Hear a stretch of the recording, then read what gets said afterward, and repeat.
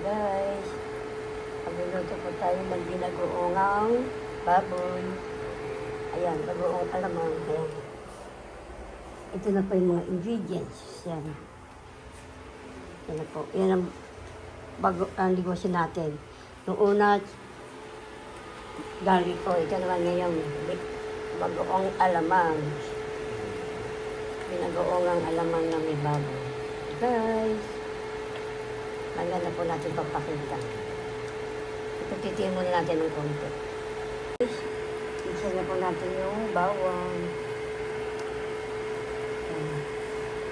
Ito na po mapula na yung baboy.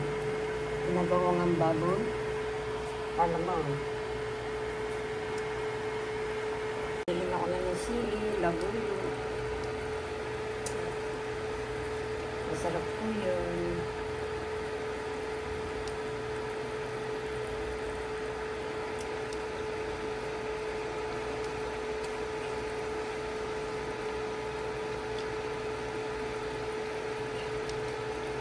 Sugar, para medyo mapula-pula po siya. Yan po yung ating ginagawa. Para magpulay siya. Ito guys, malapit na po siya maluto. Nilagyan na natin siya na ingredients. Yan po yung bagoong na may babo na alamang. Masarap din yan sa sawsawa, masarap din ipula. Alam po malasang malasa. Yan po ang bakang business ko for alamang vinegar. Little bit spicy lang po ito.